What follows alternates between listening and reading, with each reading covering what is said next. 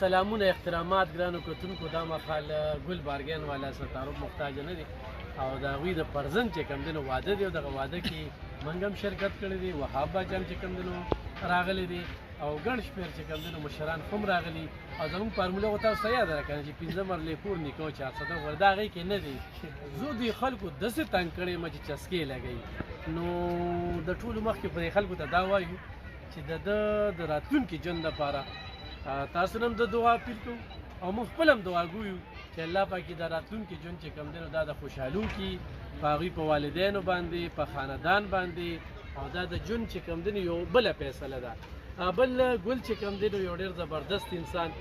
او زموږ تعلق خو چې کوم دی نو د وهاب باچا په وجه باندې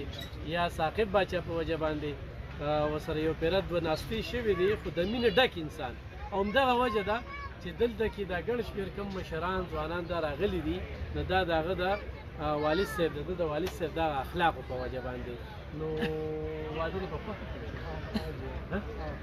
څه تعلیم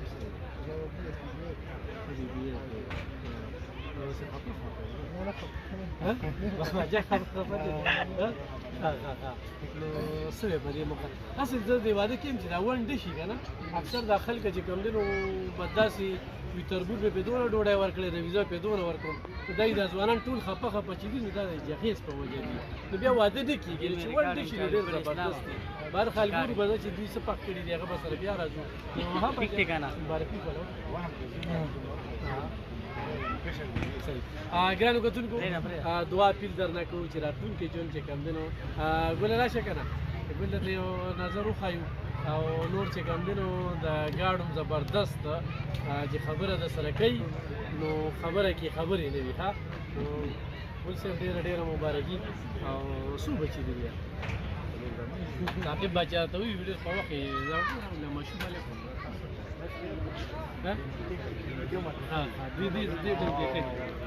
no, la quiebra le que toca, la quiebra le que toca. Yo llegan manana.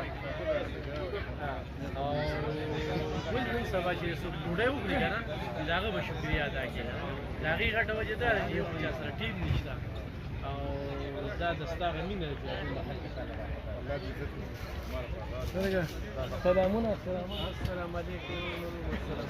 دا چې کوم دی دا منیجر دی ګرانو کتونکو د ګل بارګی نه ښه د ګل له طرف نه د ټولو ښاغلو چې کوم دی شکریا مننه او د ده دپاره د راتلونکي ژوند نه چې پاتې را نه شي نو د هغې دپاره دعاګانې کوئ مننه نو ګرانو کتونکو څنګه چې ما وویې چې ون ډش یقینا ون ډش دی او ون ډش کې چې کوم دی نو وهاب باچا هغه ځای کې زمانه بیل ناست دی دا منجرګي ضلع 400 تحصیل 400 چې کوم دی نو جنرال سیکرټري دی خو هغه ته بیله مجمع پرته راغله خاصې خبره مې دا کوله چې ون ډش دا ډېر زبردست دی ښه دا مونږ په دنیا دغه وکړې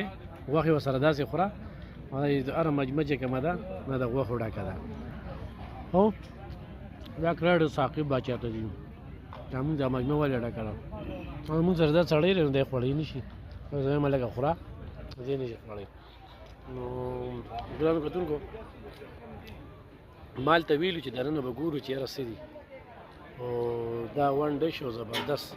پروګرام او بیا ورسره دغه خواږه هم شته د دې نه پس به ورسره خواږه هم خورو